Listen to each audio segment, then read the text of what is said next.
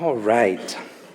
So we're going to move now. What's going to happen is all of our children are here with us. In just a second, children, I'm going to have you come and join our circle, okay? But children, you've got to be ready. Are you ready? Yes. Yes, you're ready? Okay. So what's going to happen is you're going to come and you're going to join me. And we did our best to film what I'm doing on the floor with my hands so that you all can see it. You know, the children are going to be right here. You guys get front row seats. You guys get to be a part of the circle. But we're going to tell a story of God. I'm going to show you what godly play is, and at the end of worship, we're going to tell you what godly play is. But we're just going to show you what it looks like, what we're hoping to build and grow here for our children. So, children, one last question. Are you ready? Yes. Yes? Okay. You can come and you can join the circle. You got to give a little bit of space, okay? Everybody's got a space. We'll make sure that everybody has room. All of the children are welcome and invited. Please come forward. Oh, you guys will have to watch online to see what I'm doing. Wait, all right, we're going to come sit in a big circle right here. We're going to make like a big circle. Can you scoot back, please? We're going to need to make room for everybody. No, can you please scoot back? Can you go, yep, scoot back a little bit. There we go. Can we make some more space? Oh, we got to make some more space. Can you scoot back a little bit farther? We're going to make sure everybody. Now, here's something important, is that everybody will have the opportunity to touch and play with this story, but that will happen after I'm done telling the story. Okay, when is that going to happen? It's going to happen after the story. So during the story, we're not going to touch any of the story. Oh, you're going to make some more space? Oh, thank you. Evie, yeah, do you want to move over this way? Will you guys scoot in right here so you guys can come a little closer? We don't want anybody to be left out of the circle. Perfect. Thank you so much. Oh my gosh, you guys were ready. You guys are doing such a good job. Okay. So this is a story that starts before our main character was even born. There's a person named Abraham. And Abraham married a person named Sarah. And this is what we call part of the Holy Family. Can you say the Holy Family? The Holy Family. And Abraham and Sarah had a son named Isaac. And Isaac married someone named Rebekah. And Isaac and Rebekah had a son named Jacob. And Jacob actually had an encounter with God. He had an experience with God, and he was given a new name. All right, so Jacob was given a new name, and his new name was Israel. Can you say Israel? Israel. Oh, and Israel is very important. Now, Jacob, or Israel, had 12 sons. This is Jacob. It's going to represent Jacob. And he had 12 sons. What? No way. What? No way. 12 sons? How many sons did he have? 12. He had 12 sons. That's a lot of sons. I know, so the video is up there so that everybody else can see because they're not so close. You guys get to see what's actually happening here. Oh, they want to see the screen anyways. It's right in front of them. Oh man, so many sons. 12 sons. Oh, that's a lot. Keep that. Wow.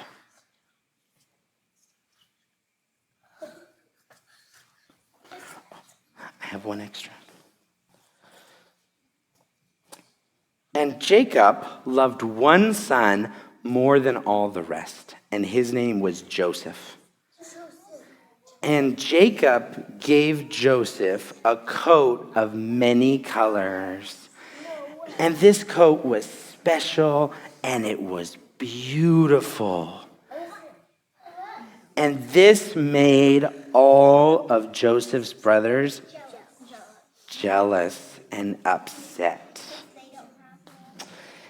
And then, to make matters worse, one day, Joseph had a dream. He had a dream about wheat.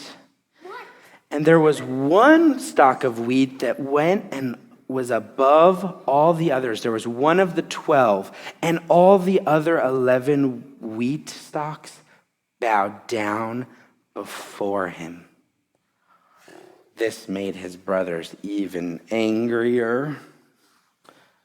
And then Joseph had another dream. He had a dream about a sun and a moon and 11 stars. And these 11 stars and the sun and the moon all bowed down before Joseph. Oh, and his brothers were angry because they thought that Joseph was saying that they would all bow down before their brother. And one day, Jacob sent Joseph out into the field where all of the brothers were working. And he sent them out, and his brothers saw him coming a long way off, and they were so angry, and they said that they wanted to kill him. But Reuben, the oldest brother, Reuben convinced them not to kill him. But they were still so angry that they hurt him, and they threw him in a ditch. And then they saw some people who were heading toward Egypt, and they sold him for 20 pieces of silver. And then they took his coat and they put goat's blood all over it, and they went and told their father. They said, Jacob, Dad, Joseph was killed in the field. Here is his coat. You can see his blood on it. Well, Joseph was on his way to Egypt. And in Egypt, he was sold to work for a man named Potiphar. And one day, Potiphar's wife had Joseph sent into prison. And while he was in prison, there were two people who worked for the Pharaoh who were in prison, and they had dreams. And nobody could tell them what they meant, but Joseph could tell them. Joseph could interpret dreams. He was a dreamer. And he told them what the dreams meant. And he said at the end, he said, don't forget me. Well, when they got out of prison, guess what? They forgot Joseph. They forgot about him, and he was in prison for a long time. But then, one day, the Pharaoh who was the ruler of Egypt, he had some dreams, and nobody could tell him what these dreams meant. And then the servants remembered Joseph. And so Joseph was called, and the Pharaoh told Joseph these dreams. The first dream was about cows. And there were 7 big, healthy, strong cows. And then there were 7 sickly cows that were very small and very skinny and didn't look very good. And the 7 sickly cows, they ate the big cows. What is right? I know. What happened? And then he told him another dream. He said that there were 7 long, healthy stalks of corn. And then there were 7 sickly corn. There were 7 that were small and skinny and didn't have much food at all on them. And the 7 skinny ones, they ate the big healthy ones. They don't have mouths, I know. How do they do it? But Joseph knew what it was about. And Joseph interpreted this dream, and he said, you know what's going to happen? There's going to be 7 really good years with lots of food for everybody. And then following that, there's going to be 7 years of famine. And a famine is when there's not very much food, when a lot of the food goes bad, and oftentimes people don't have enough to eat. And the Pharaoh realized that Joseph could interpret dreams. And so the Pharaoh put Joseph in charge of collecting all of the food during the 7 years where there's a lot of food. He said, we've got to store up the food. So collect as much as you can, because there's going to be 7 years where people don't have enough to eat. and we have to have food to help them. And Joseph was put in charge of all of the food for Egypt and the whole surrounding region. Well, this happened. 7 years, there was good and healthy and strong food. There was a lot of food for everybody. And Joseph helped everybody collect that food. And then there were years of famine, 7 years. And during those years of famine, people started to go hungry. And so they would come to Egypt and they would come to Joseph. Well, guess who got hungry? His brother. His brothers and his family got hungry. And so they all came. They came from the surrounding region, and they all came to Egypt, and they bowed down before Joseph. And they didn't recognize Joseph. They didn't know who he was. And Joseph gave them some grains, and he said, I want you to go home, and I want you to bring back your whole family. And so they did.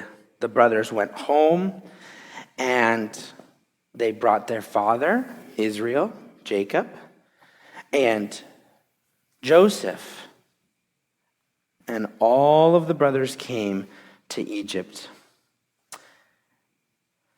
And then, when they all showed up, Joseph revealed himself to his family. He said, it's me. I'm Joseph. I'm here. And his brothers were ashamed, and they were sad, and they were scared. And Joseph looked at all of them, and he said to them, he said, what you did when you hurt me and threw me in a ditch and sold me, what you did out of harm. You thought that it would harm me. But God meant it for good. God used it for good so that I could take care and make sure that everybody was fed throughout Egypt and the surrounding region. And Joseph and Jacob, or Israel and Joseph, they stayed in Egypt for many generations. And then one day there was a Pharaoh who came along, and the Pharaoh forgot about Joseph. And he forgot about what God had done through Joseph. And he didn't remember Joseph any longer. And that's the end of our story today. But I have some questions for us, okay? And we're going to all be polite, and I'm going to ask you to raise your hand so that we can make sure anybody who wants to share has a chance to share, okay? So my first question is, I wonder what part of the story you liked best. Yes.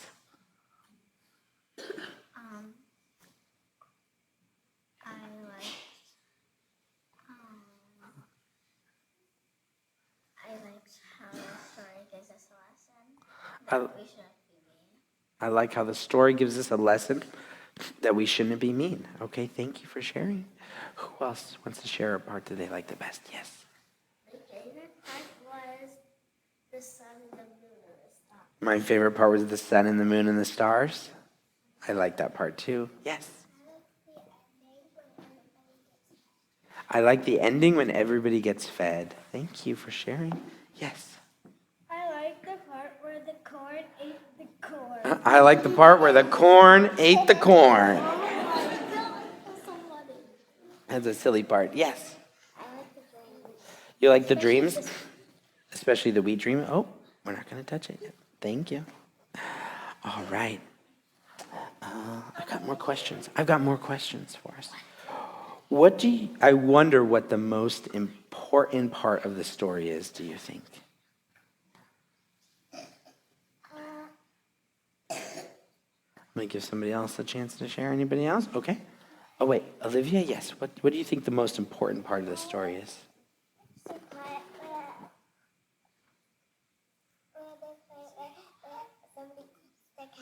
You like the part where somebody eats the cow? Thank you for sharing. Yeah, Zeke. Why did the father didn't wear the coat? Why did the father not wear the coat? That's a great question. I wonder why the father didn't wear the coat. That's a great question to think about. Oh, maybe because there's blood on it. That's a good question. Yeah. Because it was bleeding.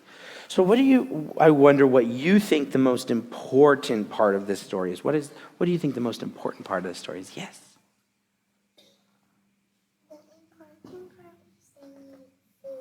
The important part was they needed food. Thank you. You agree? Awesome. Thank you. All right, I wonder where you see yourself in this story. I wonder if you can see yourself in this story. Yeah. When my brothers are very mean to me. When your brothers are very mean to you. Oh. Thank you. Yeah. What else? Your brother can be mean to you too? Yeah. Your sister's mean to you? Sometimes siblings don't get along, right? Sometimes it's really hard when siblings don't get along. I wonder where you see yourself in this story. Yes. I can answer why siblings don't get along. Because they've been with each other for their whole lives. Sometimes when we're with... The biggest hasn't been with their siblings their whole lives, but almost. Yeah. So sometimes when you're with people for a long time, like your whole life, it's hard to get along all the time? Yeah? Thank you for sharing. Okay. All right, I got one more question for us. I wonder if there's a part of the story that we could leave out or take out, and we would still have everything that we need. Is there a part of the story you think we could take out and still have everything we need? Yes. The sale, when they tried to sell him. When they tried to sell him? Oh, thank you for sharing. What else? No? Yes? What do you think? Is there a part that we could take out and still have everything we need? The weeds. Which one? The weeds. The wheat? We could take the wheat dream out and have everything we need? Yeah. Thank you for sharing. Yeah. Maybe we should take the cow out? Yeah, because the cow ate the cow. Because the cow ate the cow. So then you still just have a cow, right? Thank you for sharing, yeah. Nothing. You can't take any part of the story because they're all important. You don't think we can take any part out?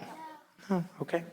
All right. Well, thank you so much. So here's what we're going to do right now. So we're going to go work. Does anybody know what your work is? What's your work? Playing, yeah. Playing. So, yeah, so what we're going to do is in the back, our Sunday school teachers are going to help us.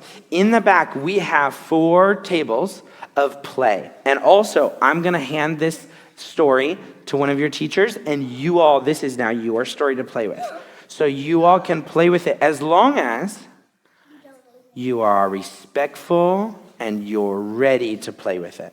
That means that we're not going to do anything to break it.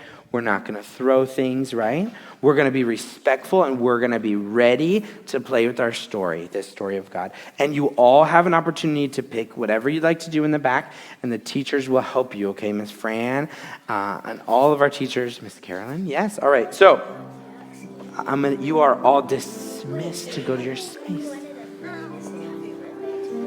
Oh. Maybe we can. Thank you.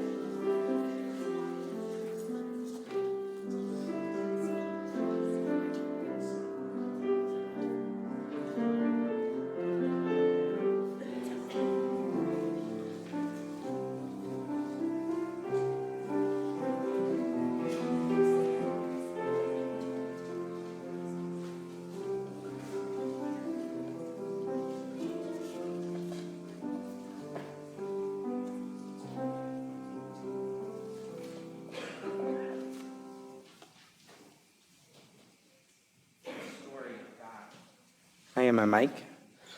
The story of God is important. And so we treat it with importance. Thank you so much. Now it's our turn for godly play.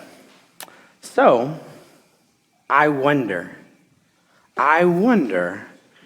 what part of the story you liked best. Please raise your hand so that we all don't talk at the same time. Yes, what part of the story?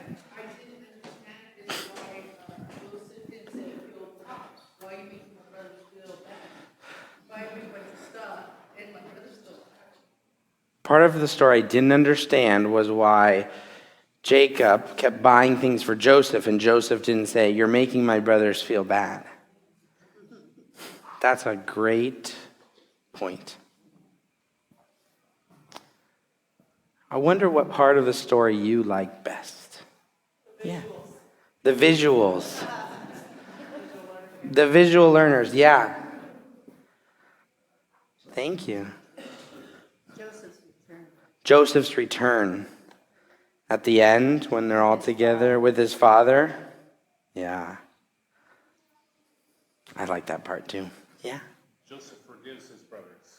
Joseph forgives his brothers. He does. Thank you. Yeah. How God took this situation, this bad situation that Joseph was in, and turned it into something beautiful. How God took this bad situation that Joseph was in and turned it into something beautiful. Yeah. Thank you. I like when the corn eats the corn. You like when the corn eats the corn. Amen. Hey, don't even have mouths. Yes, in the back.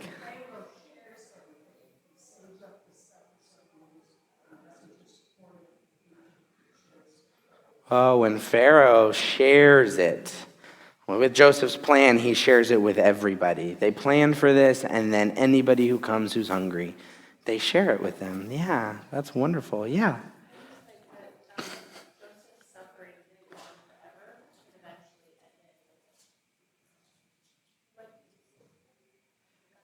Yeah, I like that Joseph's suffering it ended, that it was suffering for sure, but that it didn't go on forever, that there was something good.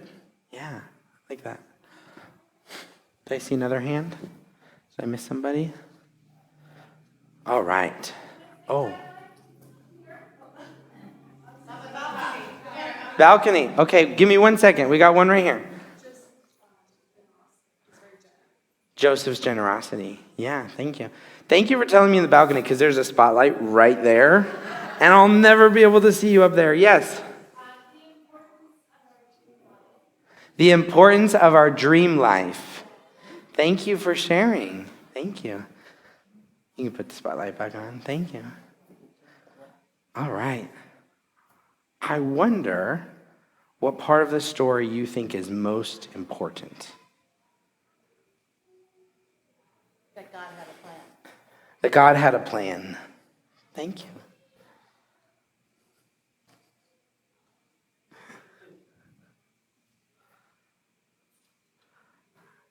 I wonder what part of the story you think is most important.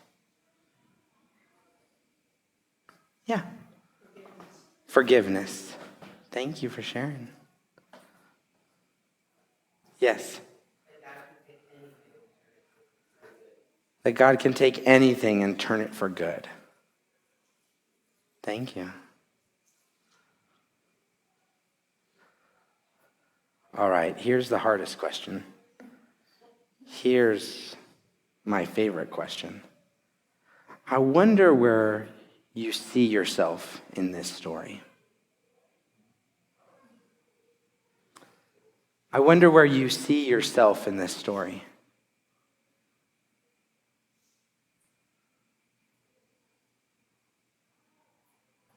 This is the one where when you reach a certain age, you don't want to answer it anymore.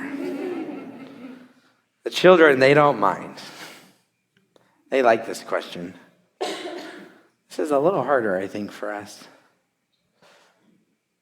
Yes. Yes, John. Wishing I had siblings. Wishing that you had siblings. At least I two. I have none. I got to tell you the story again and tell you what happened with those siblings. Wishing. Thank you for sharing, John. Thank you. Yeah. Reminding me that I should forgive people that have hurt me through the years. Reminding me that I should forgive people who have hurt me through the years. Thank you so much for sharing. Yeah, Megan. I see it as a parent who's always trying to deal with sibling rivalries Yeah. As the parent trying to deal with sibling rivalries. Yeah.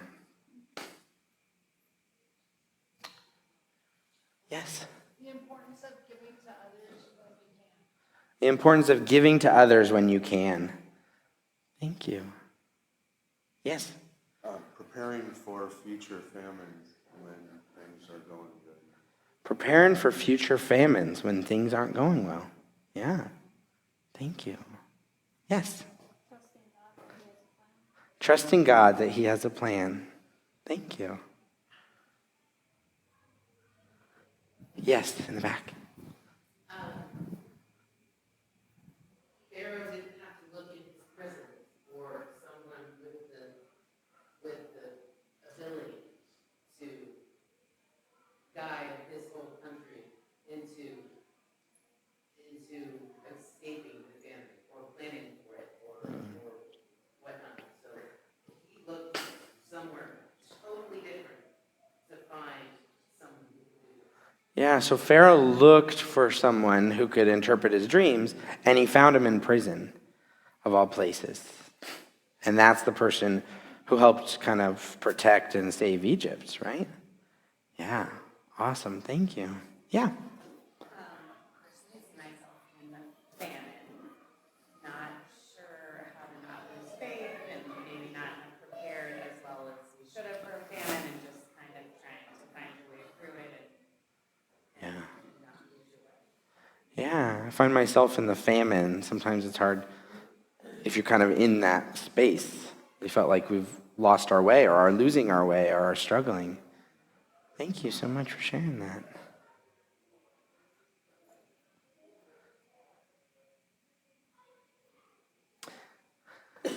All right, our last wonder question. I wonder if there's a part of the story that we could take out and still have all that we need.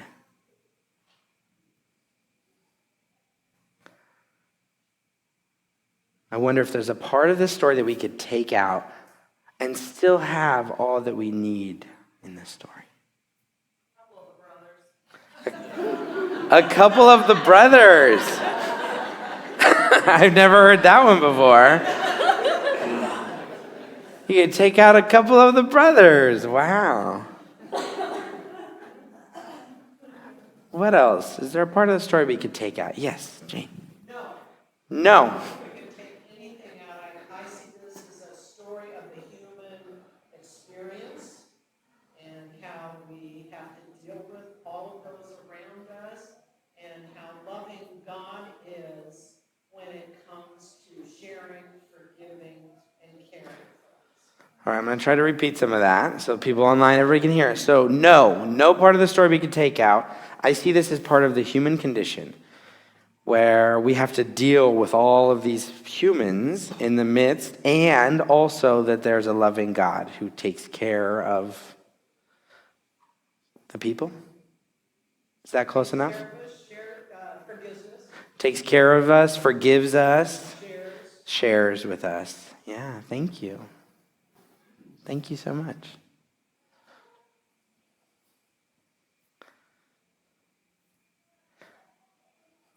I do think, I'm going to answer one of these questions.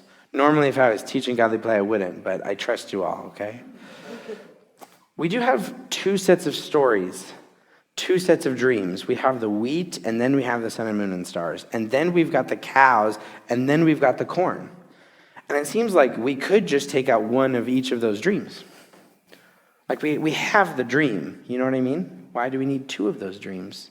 Why do we need two dreams at the beginning and two dreams later on with Pharaoh? I've always wondered that. And also, why just two? Why not three? Because three makes more sense biblically. Three would be like a whole complete number. Three is what you use for repetition in the Bible, but you don't often see two. But three would make more sense. So even one or three dreams would make a lot more sense to me than just having two dreams.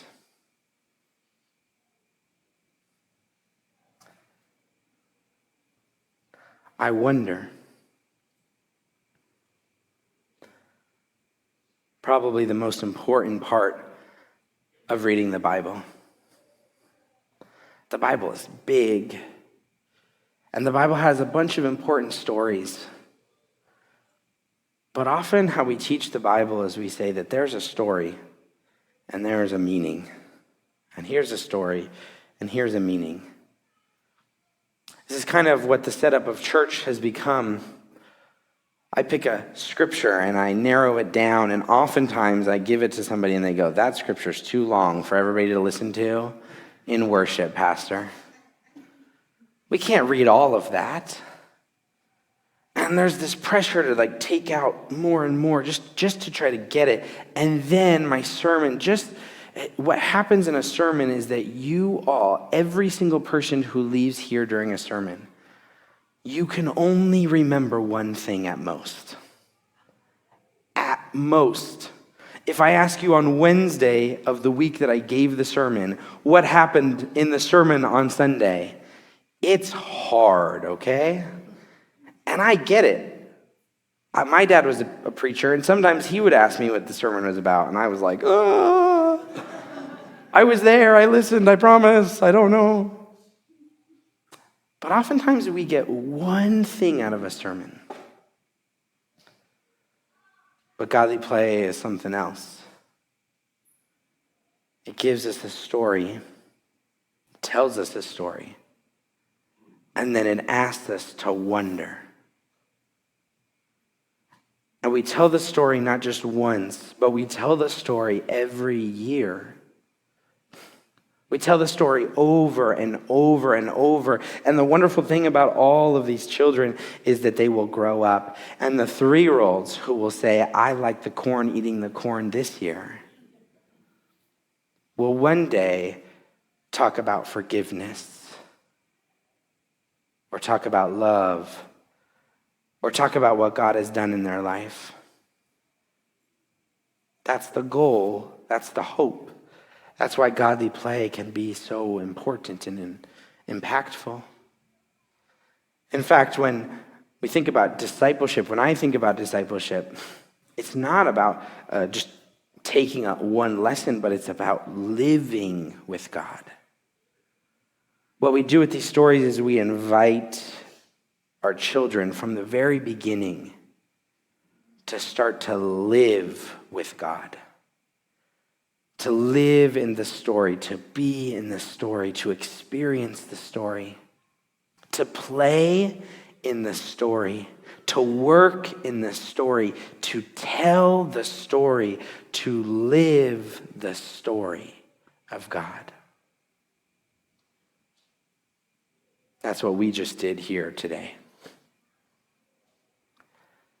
Without any answers, only with questions, only with wondering. I'm going to invite my wife. This is Carrie. She's going to come forward. She has done a lot of godly play training with me. At our last church we did this, and she's going to tell us a little, her and I'm going to stand here in case I have more to say. And we're going to tell you a little bit about godly play. So I'm going to let her start and lead us in this. And all of this is so that we as a church, because the children's ministry is not Fran's ministry. It's not our Sunday school's ministry. The children of the church are our children of our church. They are ours. And we will own them and claim them and love them and help them grow. And so that's why we're doing this in worship, because you all have to know how important it is and what we are doing for our children so that we can really help them be who we want them to be. Is this on? Oh, hello. Good morning. My name is Carrie, like he said. And godly play is a worship experience that is very important to me. As a couple he mentioned earlier, we travel around, and some of the churches that we've been to prior didn't have anything to help our children learn about the love of God. And it was really important to us to have other loving adults have their hands in teaching our children about how much God loves them through the way that they love them. And so when we came across godly play, it was looking for a way to bridge the gap between what happens in here. We come into this place that's designed so beautifully for us to be thoughtful and to do the work through growing our faith. And when we send our children back, are we providing them with an experience that lets them do the same, but through the way that they interact with life? And so when we learned about Godly Play, we dove into training through it, into understanding it more, and we found it to be just a beautiful way to help our children, in our minds, transform from being children in Sunday school to youngest disciples in worship. And how oftentimes we underestimate their capacity to learn and to grow and to understand the complexities of God's love. By giving them little worksheets and silly crafts to do, because we need something for them to do while we sit in church and we do our work. And so the beauty of the stories and the simplicity of the tools and having them all sit there, they do eagerly listen to the stories, and then giving them the ability to play with the stories. They go and do their work, and what we mean by work is they go back and they're given a variety of different opportunities to interact with the story however they wish. And sometimes they're just drawing pictures of like elephants or something, and you're talking to them and you're asking them, but their work is the processing that they're doing through their playing and through their drawing, regardless of how disconnected it seems to us, as we talk with them and as we engage with them, and keep asking, well, I wonder what that is, or how does this connect? And start really bringing them full circle through their play to understanding that they're engaging with God as they're engaging with each other. It's a really beautiful thing. So we started Godly Play at our last church, or we started using it, and we watched our children just blossom in their ability to talk about the stories of God. There's different sections, so we've got the stories for the great growing seasons, or the small growing seasons of the year, where we learn about the great family. We learn about the stories not related to Jesus. There's a whole section of parables that are in these beautiful golden boxes with lids, and the curiosity that awakens in these kids to want to open that lid and see what's inside, and the excitement it generates towards them learning about God and learning about the stories of the people of God, and the human experience, like you brought it before. It's really, really beautiful, and it's important, and then it helps them connect for when they're too old to be there, when they come in here. And we've given them the tools to be thoughtful about the stories of the Bible. And we've given them the tools to be able to sit and worship and to think through what's happening and to come up and take communion on purpose, because they understand the importance of this shared meal with one another and our shared experience together. It gives them the tools to then go from being young disciples to being you. And to be able to sit here and to be thoughtful and to read the Bible with each other and to talk with each other about what's going on in their lives on purpose. And that's really what we want for them, right? We don't want them regurgitating little stories with silly little lessons that we can learn at the end. We want them walking through those stories with people who love them so that they can experience them as they're experiencing their life and apply what they're learning to what they're hearing, which is what we do anytime we read something, anytime we engage with a story. So those questions of, I wonder where you see yourself, and having them have cute little silly answers, but then the next year sharing that same story and hearing a little more depth, and then hearing the story again the following year with a little more depth. It really helps them engage on purpose in the things that we want them to engage in, all while giving them an opportunity to play with one another and to be loved on by so many loving adults who are walking through this experience with them. So we wanted to share this with you today so that you can feel how important it is for all of our children who, when they get baptized here, we as a community take responsibility and ownership over making sure that they grow to know how loved they are by not only us, but by God. So that you can see that this is something that will help grow them into people who understand that and then are able to leave this place and love people really well and love people on purpose. Thank you.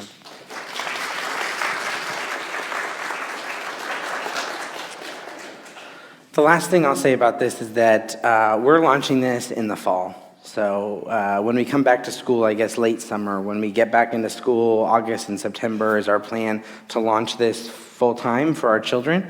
So we're always looking for people to be invested in this. The goal is for there to be one storyteller and one doorkeeper, one person to help create and hold the space.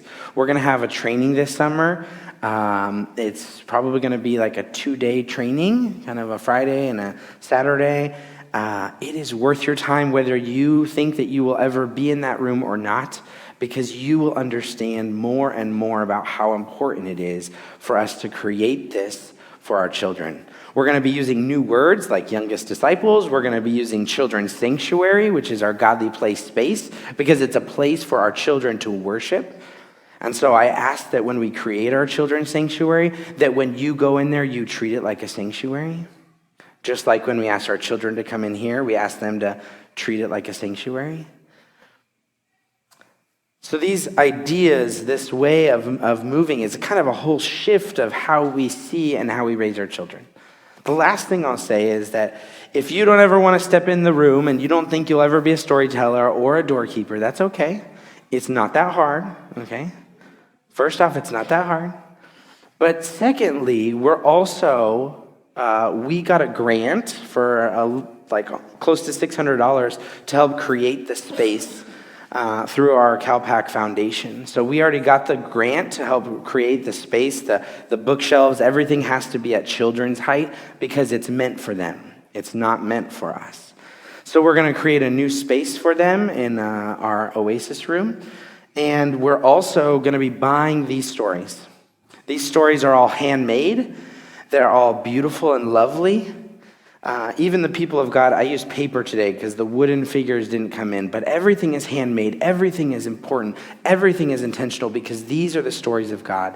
And so in the back, we have a poster. If you would like to help buy these stories, you can help purchase any part of the story you want. You'll see back there, there's part of the Joseph story. My favorite is Noah's Ark. It is expensive and it is beautiful. You've never told the story of Noah until you've sat with a beautiful handmade wooden ark. It changes the story. So all of those things, all of those stories are in the back. If you would like to help in any way, if you'd like to give to that, you can donate through any of our giving. You can give on Realm, you can give through check, or however you want to with an envelope. You just write on there Godly Play or Sunday School if you forget. It's okay. You'll learn it. Godly Play on there, and we'll make sure that all of that goes to buying our stories. There's a big poster in the back. You can learn more. We would love your help because these are our children. And our goal is to raise disciples of Jesus Christ to transform the world with love. That's who we are as a Methodist church, and that's who we want our children to be right now. Not just when they grow up, but our 3-year-olds and our 4-year-olds and our 5-year-olds and our 6-year-olds can transform the world with their love right now. And all God's people said, Amen.